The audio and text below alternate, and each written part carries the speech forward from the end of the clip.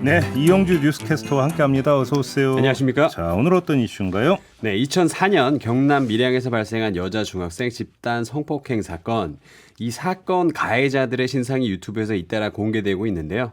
그러한 가운데 과연 이러한 사적 제재가 우리 사회 정의를 실현할 수 있는가에 대한 논란이 커지고 있다는 이슈입니다. 요즘 그 사회적으로 되게 큰 논란거리인데 한번 좀 정리를 좀 해보죠. 일단 유튜브 채널 나락보관소 운영자는요. 지난 1일부터 밀양 집단 성폭력 사건 가해자들의 이름, 나이, 직업 등 신상 정보가 담긴 내용을 잇따라 공개하고 있습니다. 6일까지 밀양 사건 주동자로 지목된 남성 3명과 밀양 사건 옹호자로 지목된 여성 1명 등 4명의 신상 정보가 공개됐고요. 네. 나락보관소 운영자는 밀양 사건 가해자 44명의 신상을 모두 공개하겠다며 누리꾼들의 제보를 독려하고 있는 상황입니다. 조회수가 상당히 나온다면서요? 네, 이 채널에서 업로드한 영상들이 각각 100만에서 300만 건의 조회수를 기록하고 있는데요. 조회수가 높은 만큼 영향력도 커지고 있습니다. 채널에서 첫 번째 가해자로 지목된 남성이 일하던 가게는 누리꾼들의 별점 테러로 문을 닫았고요. 예. 또 다른 남성은 일하던 회사에서 해고되기도 했습니다. 3월 말에 개설된 이 채널의 구독자 수는 그 사이 45만 3천 명으로 크게 성장했고요. 근데 이게 유튜브 채널로 한정이 되는 게 아니라 좀 사회적으로 이게 뜨거운 논란거리가 되고 있는 거잖아요. 그렇죠. 예. 지금 현재 이 채널을 보는 누리꾼들의 반응은 폭발적입니다. 이 정의를 제대로 구현하지 못하고 있는 현행 형사 사법 체계를 비판하며 사이다다라는 반응이 대부분인데요. 이런 반응의 배경은 가해자가 죗값에 합당한 처벌을 받지 않았다는 현실에 분노한 데 따른 것으로 풀이되고 있습니다.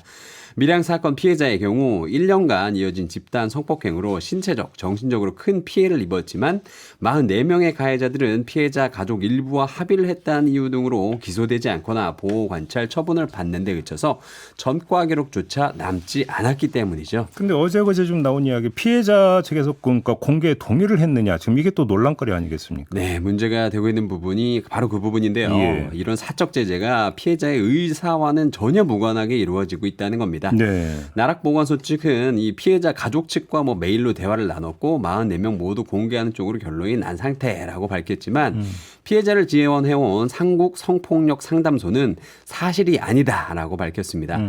피해자 측은 나락보관소가 밀양 집단 성폭행 사건에 대해 첫 영상을 게시하기 전까지는 해당 사실을 전혀 모르고 있었고요. 사전 동의를 질문받은 바도 없다고 하는데요. 오히려 해당 영상이 올라온 후에 영상 삭제 요청을 했다고 했습니다. 이러다가 엉뚱한 피해자 나오는 거 아니에요? 네, 맞습니다. 이 나락보관소는 두 번째 가해자의 신상을 공개하면서 가해자의 여자친구가 운영하는 곳으로 추정된다며 밀양의 한 네일샵을 언급했습니다. 예. 하지만 이 네일샵 운영자 두 번째 가해자와는 일면식도 없는 사이였고요.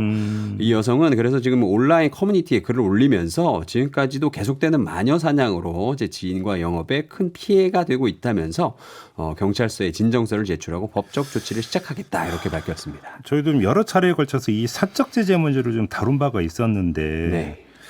이렇게 해도 되는 거냐라는 문제가 좀 본질적인 문제인 거잖아요. 사실은. 네, 안 되죠, 사실은. 네. 이 사인 간의 단죄는 엄연히 처벌 대상입니다.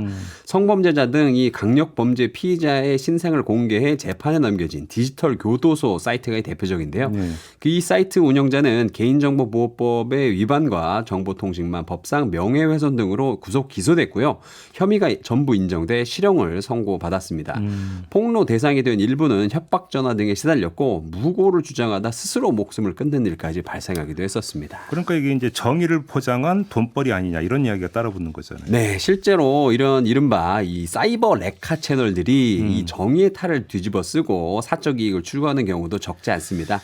범죄자들에게 접근한 뒤에 사생활을 공개하겠다고 협박해 거액을 뜯어낸 유튜버 엄모 씨가 지난달 공갈 등 혐의로 구속 기소된 사건이 있었는데요. 예. 그 압구정 롤스로이스 사건이 있었잖아요. 네. 네, 그 가해자의 지인 A 씨에게 5억 원을 가지고 오면 폭로 방송을 하지 않겠다고 협박을 하고요. 예, 또 대부업을 하던 B 씨와 해외 선물 투자자 C 씨도 협박해서 1억여 원을 빼앗기도 했다고 합니다.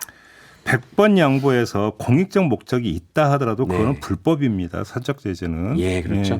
양육비 미지급 문제 해결을 위해서 부모들의 신상 정보를 공개한 배드파더스의 운영자에게 유죄를 선고한 판결이 지난 1월 대법원에서 네. 확정됐습니다. 이런 일이 있었죠. 예, 그렇죠. 이 법원은 배드파더스에 대해서 양육비 미지급 문제의 심각성을 공론화하고 제도 개선 등 사회적 합의를 이끌어내는 데 기여했다고 평가할 수 있다라고 했습니다. 하지만 법률상 허용된 민형사상 절차를 따르지 않은 채 사적 제재 수단으로 타인의 명예를 훼손하는 것은 경계할 필요가 있다면서 네. 수단과 방법의 적절성을 갖추지 못해 피해자들의 인권권 및 명예가 과도하게 침해된다라고 유죄 선고 이유를 밝혔습니다. 아니, 그러니까 이 세계 역사를 보면 법이 만들어진 이유가 사적 제재를 금지하기 위해서 만들어진 게 법이라고도 이제 흔히 이야기를 하더라고요. 그리고 우리 이제 함무라비 법전 얘기하잖아요. 예. 눈에는 눈, 이에는 이. 그렇죠. 그것도 이제 사적 제재가 과도하게 이어지는 것을 막기 위한 것이지 네. 뭐 다른 뜻이 아니다. 이렇게 좀 뭐 이야기를 하고 있던데 네. 아무튼 이건 좀 아니다 이런 말씀을 좀 드리고요. 네. 그리고 제가 그 피해자 누리꾼들의 별점 테러로 인해서 그 가게가 문을 닫았다 그랬는데 사실은 그게 불법 건축물이라는 의혹이 제기돼서 철거 명령을 받아서 폐업을 하게 됐다고 합니다. 알겠습니다. 예. 그 점 좀 수정을 해야 되겠네요. 예. 자, 말씀 여기까지 듣도록 하겠습니다. 고맙습니다. 네, 감사합니다. 이용주 캐스터와 함께했습니다.